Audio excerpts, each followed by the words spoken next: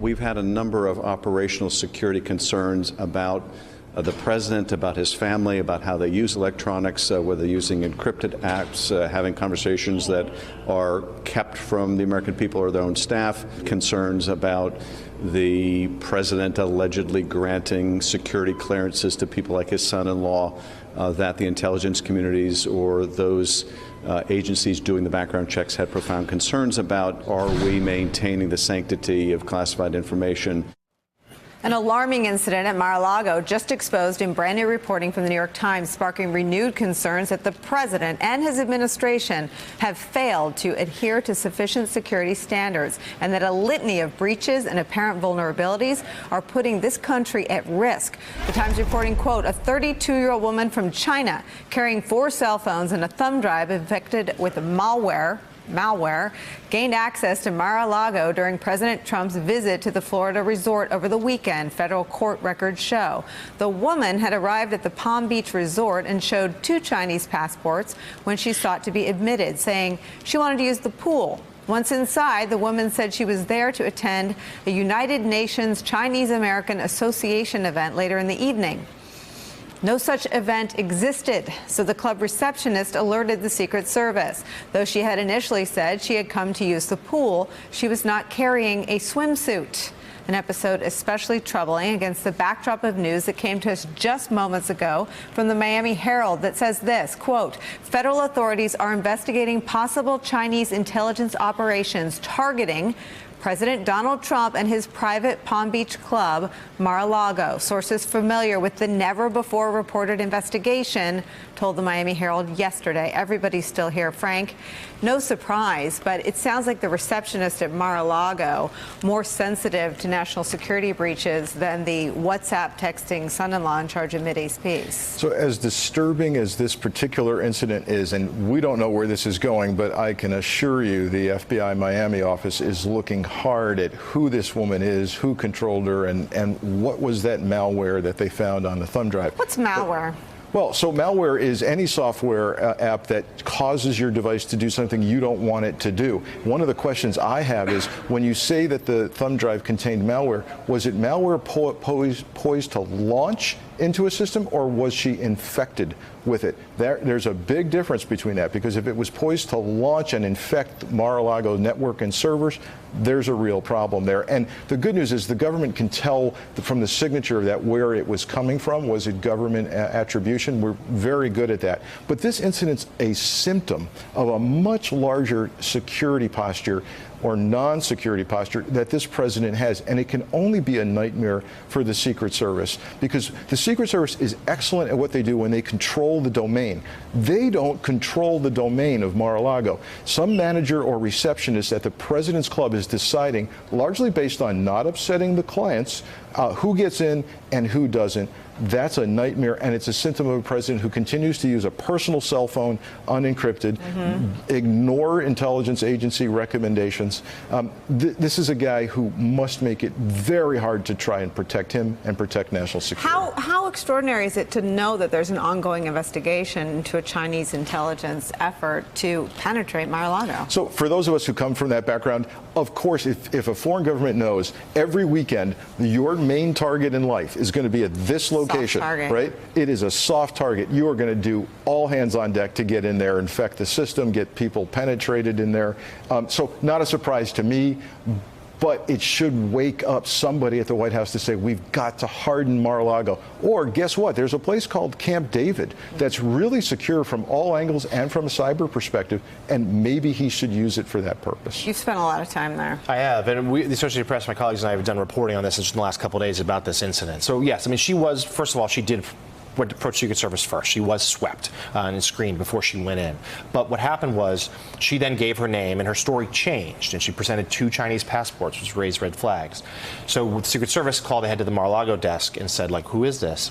And her last name does match that of a club member, but not the first name. And they assumed it was a language barrier, and they just waved her in. and she got on a golf cart, went across the road into the main compound. Now, she never got anywhere near the president, and once she went through more security and went to their actual reception desk, they realized her stories didn't line up and she was detained. But it raises a larger point. Mar-a-Lago has been a problem for the Secret Service safeguard from day one. There's been great reporting there. I believe ProPublica rented a boat and sat about a couple hundred yards off the shore and were able to hack into its Wi-Fi system. You know, the president has hosted both Prime Minister Abe of Japan and Xi Jinping of China in the building. In fact, that is where he ordered his airstrikes to Syria. He had a meeting with Abe on the patio among dinner guests when they were reviewing classified images of a North Korean ballistic test, which you're seeing right there. Yeah. He's also going to be in that famous photo that we're seeing here of the president looking very pleased about it. And he's supposed to host Xi Jinping there again in the coming weeks to hopefully have, in the White House's hopes, to finalize the Chinese trade deal. And this is not Camp David, as you said. It's not Kennebunkport, George H.W. Bush's isolated coastal Maine house. It's not the ranch in Texas, because those are private homes. This is a club that's open for business, and people are coming in and out all the time, whether the president is there or not. When he is in residence, like he was this past weekend when this incident happened, there are additional layers of security. But your point is exactly right. They're mindful of the guests. Mr. Trump himself, as one guest told me today, wants us to make us feel like we're at home. So they don't want to upset the clientele, and there's probably more that can be done. Let me read the statement from the Secret Service. Secret Service does not determine who is invited or welcome at Mar-a-Lago. This is the responsibility of the host entity. The Mar-a-Lago Club management determines which members and guests are granted access to the property. This access does not afford an individual proximity to the president or other Secret Service protectees. You look at this story that sort of thrusts the Secret Service into the middle, which you and I both traveled all over the world with the Secret Service.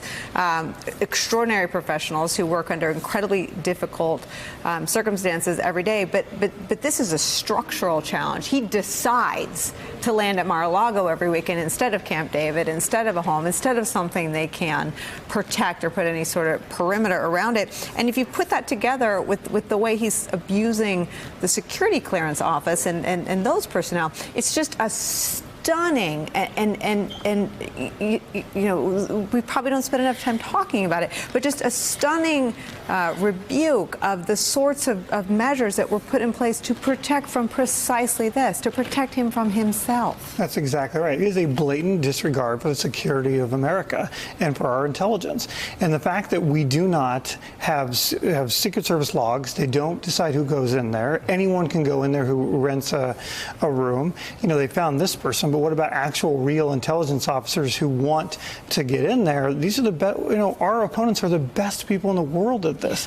And we are making it so easy. As White House Deputy Chief of Staff for Operations, I dealt with a lot of these issues. Yeah. To your point, the Secret Service are the single finest individuals I've ever worked with. They lay down their life for the protectees of this country. And they are have both hands behind their back and making it really, really hard.